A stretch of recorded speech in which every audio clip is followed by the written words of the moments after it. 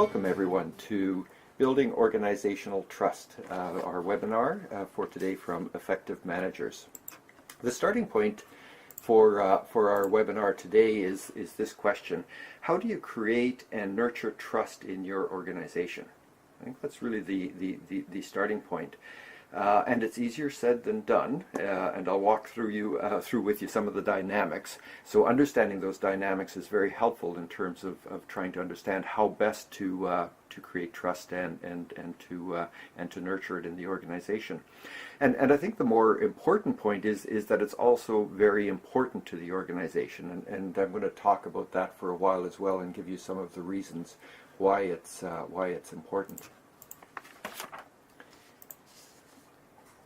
So if you think about it, the starting point for me is why do people in organizations do things that managers ask them to do? If you think about society, it's a free society. Individuals have freedom of choice. So therefore they're choosing to come into a situation where they're being managed by another individual. And that has huge implications for an individual in their work life. So one dimension, of course, is that people need to earn a living. So that's something to bear in mind, and individuals will come to work to earn their compensation. But there needs to be something more at play than that, and it's this notion of trust and respect that exists between employers and their managers is critical to that, because it's in that situation where the individual, who's the employee in the organization, respects the decisions, respects the authority of their manager to give them guidance, to coach them, and to support them in the work that they need to do for success in the organization. Because it's my firmly held belief that individuals do want to do well. So they want to do well in the organization. So it is there for the taking in terms of managers working with them for them to be effective and to help with organizational performance.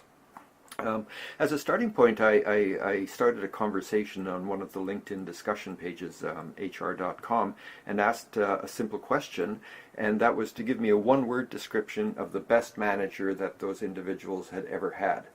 I'm 200 plus strong in terms of responses now, and here's a sampling on the screen that shows you what some of the responses were.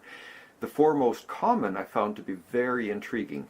They're supportive. We had 13 people at the last count I had. Leader was 10.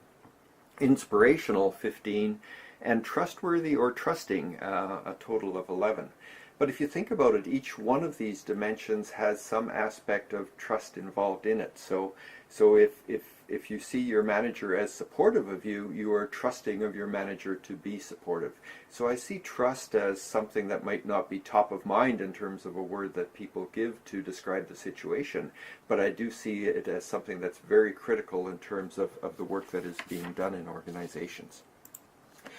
And more fundamentally, it makes a difference, and it does matter. Here's some two pieces of research that I found very intriguing, and if you've been on one of my webinars before, you will have seen this slide before. 70% of employees leave a job for reasons related to factors that are directly controllable by their managers. So if you think about that, that's a huge number. So managers control the situation by which 70% of people have 70% of the situations where people choose to leave the position or not. And the second one from Gallup, I love the Gallup research because they're mining the millions and millions of manager direct report relationships that they have made on decades of research. And they find that this situation, that works that are managed ineffectively are 50% less productive and 44% less profitable. So this translates directly to the bottom line of the organization.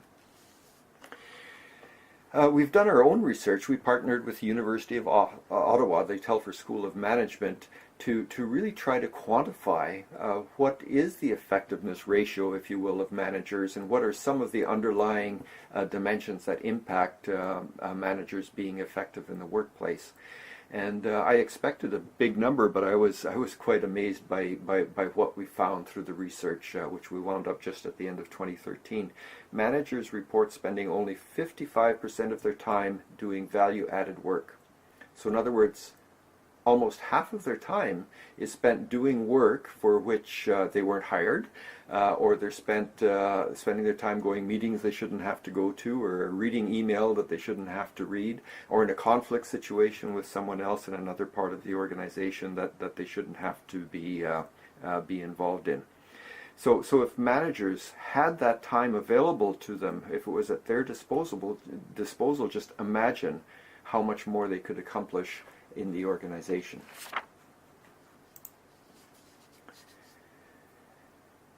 So today then we're going to talk about three related but different concepts. So they're accountability, respect, and trust. I've talked a little bit about respect and trust already in this webinar, but you may be surprised to see the word accountability there. But it is critical in understanding the underlying factors in trusting relationships in organizations. So in the next few slides, I'm going to give you a bit more information to help set the context for this, and then I'll come back to accountability. So starting with work and how work flows down the organization, it's really important from any perspective in the organization, but particularly if you're the CEO, it's important to have an accountability framework in the organization which determines how work flows down the organization. So here you see the CEO in the top right frame of your screen. If you think about the CEO in terms of implementing the strategy, the strategy for the organization is in fact the CEO's own plan. The CEO is held accountable by the board for implementing the strategy of the organization. So to be able to do that, the CEO needs to determine what value-added work the CEO must do, and then think about what are those things that I need to delegate to my vice presidents that if they together accomplish, we as a team are going to be able to impact on the strategic plan, and I will be able to attain the objectives that I'm accountable for. So this requires different aspects of managing in terms of delegating, in terms of following up with the CEOs, and in terms of setting context for them in terms of the work so that they can make independent decisions. And then more importantly, or perhaps as importantly, the CEO must then require their vice presidents to have that same kind of conversation and that same delegation of accountability and authority to their direct reports and so on down the line, so that each individual in the organization has a clear understanding of what they're accountable for, what is the context within which they are accountable for doing their work, what is the authority that they have to do that work, the resources that they have, the timelines within which they must deliver that work. So by having that and seeing that straight line through their manager all the way back up to the strategy creates a framework in the organization where everybody knows what their job is. And I'll be coming back to why that relates to trust in a few minutes. So this is all about then having the right person in the right job doing the right things. To start with, managers need to be capable, so they have to have the capability to manage. They need to have the skills to be able to do the work, and they need to have the problem-solving capability to do that. But they also need to be clear about their accountability, and they need to be focusing in on the right things. Partly what is their value-added work that only they in their position are able to do, but also partly what is their managerial work in terms of delegation, in terms of setting context, coaching, performance management, and so on. But unfortunately, that's only half the battle, and it's actually the easy half. So getting an accountability and authority framework in terms of how work flows down the organization is relatively straightforward. With focused attention, the CEO and the management team are able to do that. The second half of the equation is how work flows across the organization. So I have a picture here that I wanted to quickly walk you through.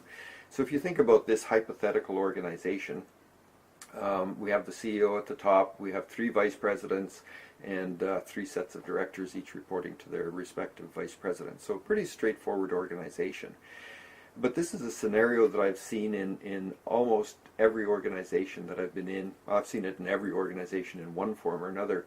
But if you think about the director of finance on the left, and say the director of finance has a report that needs to be generated on the first Tuesday of every month because it goes through the Vice President to the CEO and it becomes a document that's used at the monthly board meeting. So it's an important document. But for the Director of Finance to be able to gather this information, he or she depends on others to give them information. So I've focused here on the right-hand side this Director of Operations. So the Director of Operations need to provide the information that can be rolled up into the report.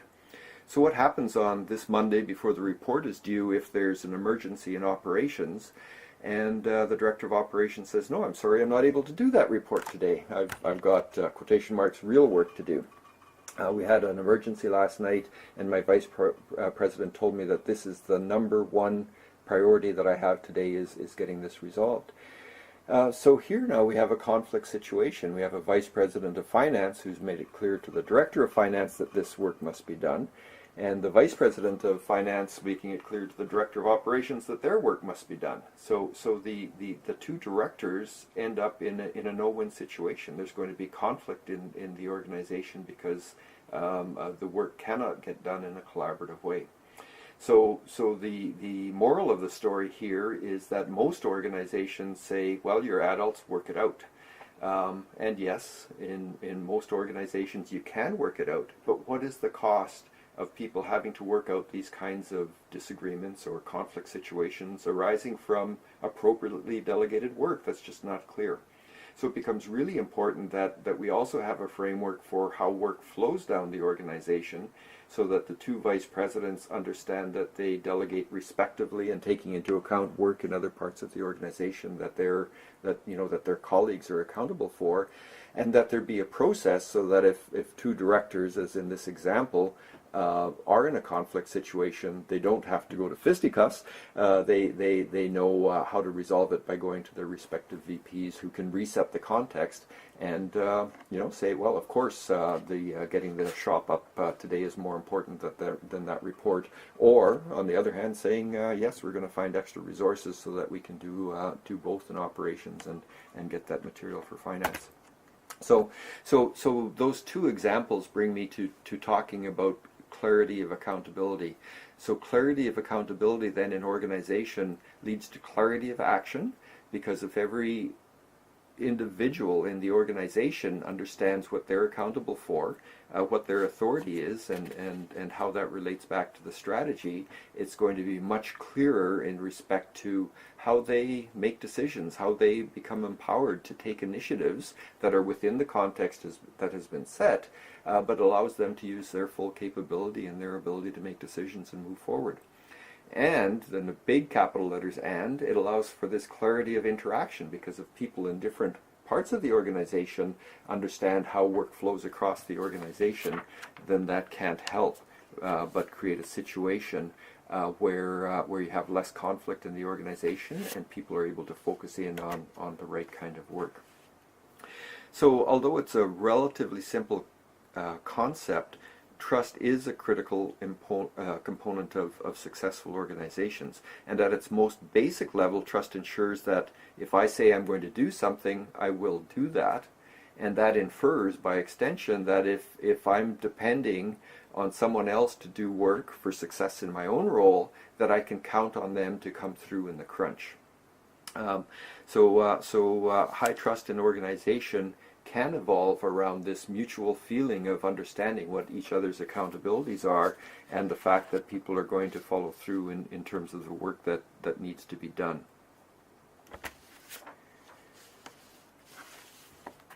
So I wanted to give you a couple of examples around that just to really bring it home, because one of the tools that's most commonly used in this area is our employee engagement surveys, to try to understand what is the situation in the workplace, what are the factors that are impacting effectiveness or not in the organization. So there's two issues that I always find that are at the bottom in terms of issues in organizations. So the first one is communication. So employees say we have bad communication here. So what is the response tends to be in organizations? They say, well, we're not communicating well, so we'll have more newsletters. We're going to have town hall meetings. The CEO is going to open a Q&A line, and we're going to encourage all managers to walk around more. So all these initiatives are put in place to try to improve communications. But at the end of the day, next year you do the employee engagement survey again, and communication is still down near the bottom. There might be a bit of an uptick because employees appreciate the fact that you're taking these initiatives, but at the end of the day, they still feel communication is wrong. And the reason for that is that this is a symptomatic issue. It's not the issue itself. And poor communication is really an indicator of a lack of an effective accountability and authority framework. And if you think about it, when people are standing around at the water cooler, Joe is talking to Mary, and Joe says, I just found out today that 3 weeks ago the executive team made a decision, and if I would have known that 3 weeks ago when they made it, I could have saved all of this time and effort, but I didn't know until today. So boy, is communication rotten in this organization. Or two other individuals are chatting at the side of their desk, and one is saying, I just found out that I was assigned a project, and the exact same project was assigned in another part of the organization, and we've both been working on this. We've been doing the same thing, and boy, what a waste of time. If I would have known that. Communications is sure bad in this organization. So the ramification of people not being clear of their accountability and accountability not allowing or enabling the flow of work from the top to the bottom of the organization appropriately is creating those situations. So the accountability framework, in fact, creates the opportunity for managers to give the right-sized information at the right time to the right employees.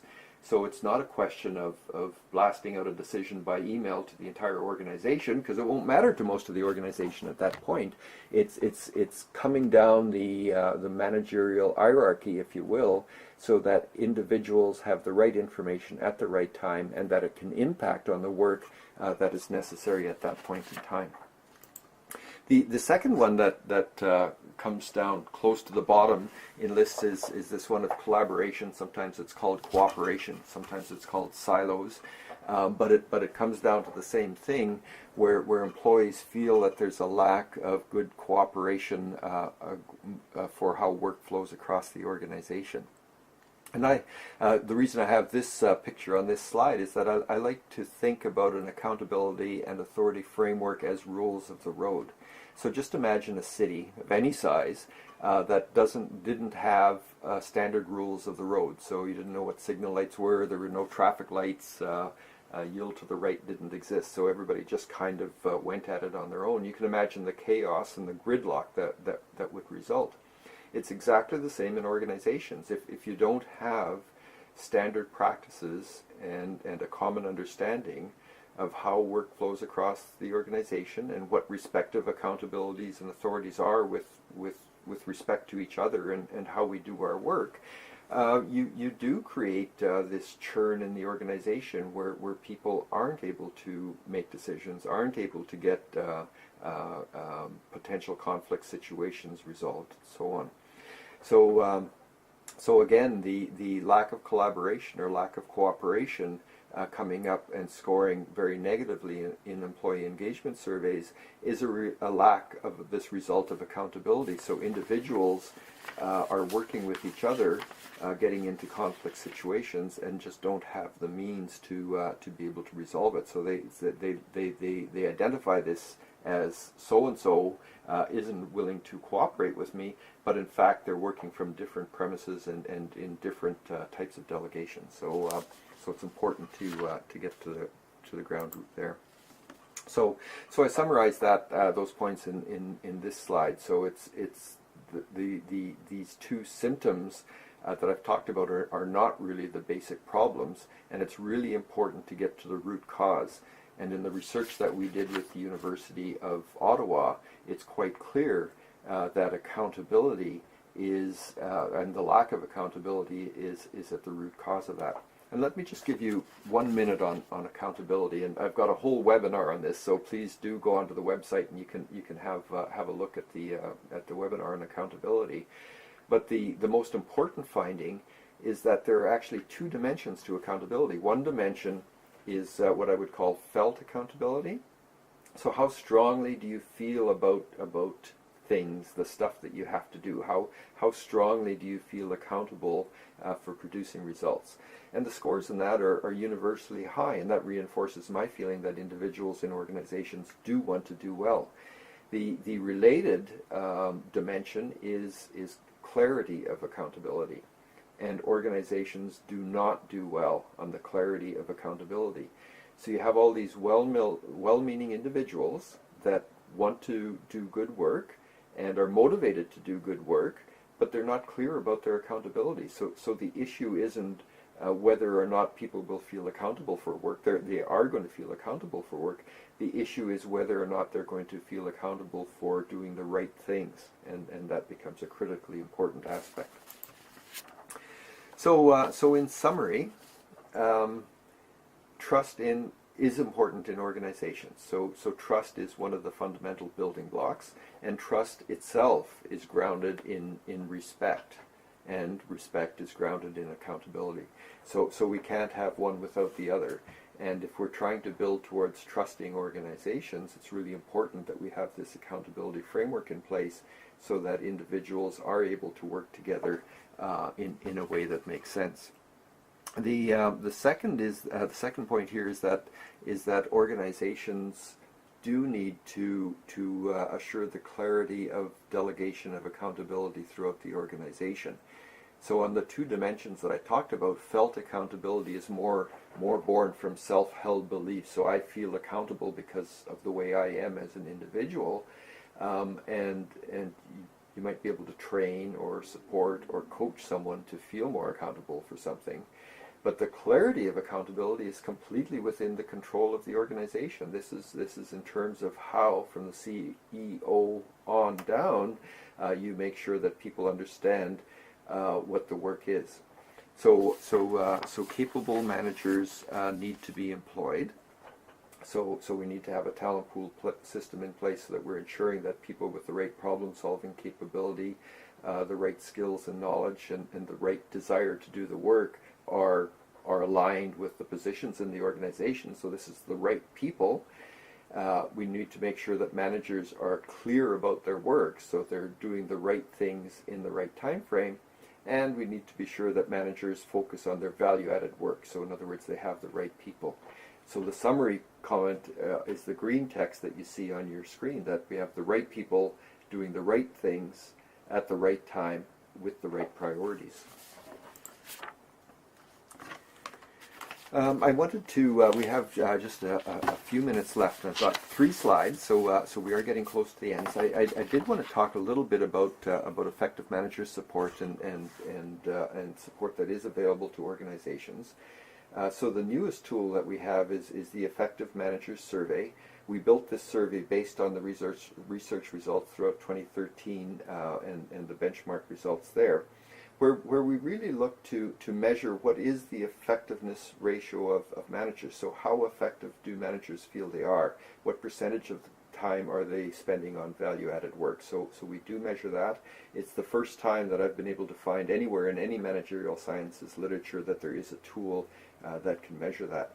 We then go on to measure accountability, both the felt and the clarity of accountability dimensions that I talked about earlier, and then the other underlying factors that the CEO, head of HR, and the executive team need to understand about managers and their organization. So things like organizational learning, the state of conflict in the organization, how smoothly work flows across the organization, and so on. Again, we do have a webinar, and there are resources on the Effective Managers website that talk about this in more detail. The word that I wanted to leave with you on this is that when as an executive or as a manager, when you're trying to change something fundamental in your organization, it's really important to understand the current state of the system. Because if you don't understand that current state, it's very easy to implement change that isn't in fact going to result to have the results that you intended it to have. So it's similar to publishing newsletters in response to a communications issue. The root cause wasn't really communications. So the Effective Manager Survey is intended to give organizations that tool to help understand what is the current state of the managers in the organization. Because if you have a major change initiative underway, if you've got a major project you're about to launch, understanding the state of your managers becomes really helpful in that regard. We also provide change management and implementation support. So the Effective Managers Survey report is very comprehensive, has recommendations that can be used by organizations to help them in their work, so that they can do the implementation themselves. But we do have change management and implementation support to give you a leg up and to give you tools and methods so that you don't have to reinvent the wheel. But particularly if you're in a time crunch, to get the change process underway in a speedier time frame. We also do organization design services, and organization design, believe it or not, has a very critically important role in this, in terms of if your organization has too many layers or not enough layers, or different layers that are appropriate in different parts of the organization, or functions not appropriately aligned, it can be very, very difficult to do the other things. And finally, we do offer C-level coaching services in terms of providing the coach in a box service to help C-level individuals who are often left on their own to make very important decisions, to provide experience and an objective viewpoint to help in decision making. So oh, sorry, skipped over this one slide. So I wanted to just give you a quick update that we will have another, our next webinar is on leaders versus managers. So you will, if you would like to log on to this, you can join the leader versus manager debate. And my main point here is that the word leader is totally misused in organizations. If you're a manager that is accountable for the resources of any individual or any team in the organization, of course you have to have leadership skills. So leadership isn't some magical thing that is at the top of the organization where you're providing vision and kind of moving the organization, although that's part of your job. If you're a frontline manager and you're accountable for a team of mechanics or bread makers, you're in the same way have to provide leadership at the appropriate level and in the appropriate way. So we're going to explore that in that webinar. So in closing, that does bring us to the end of the half hour. I want to thank you very much for your attention today. I will be sending out an email in about a week or two, once this is up on the web, to give you the address of the posted webinar once it is available there. If you would like any additional tools or resources, please do log on to effectivemanagers.com. I have a lot of free materials there that you can use to guide you in the improvement of your work and the effectiveness of your managers in your organization. And if you'd like daily management tips, please do feel free to follow me on @dwightmahalitz.com. I get 2 or 3 tweets out a day just to keep things fresh. So thank you again. That brings me right to the half hour, and I do appreciate it. And if you have any questions, there's a quick survey at the end. Please, there's only 3 questions. If you have 2 minutes to fill that out, I'd very much appreciate it. And if you have a question, feel free to put it in the open text box in the survey, and I'll get back to you. If you wanted me to give you a call, put in your phone number and I'll call, and we can chat about whatever it is that you want to talk about. Thanks again for your time. Take care.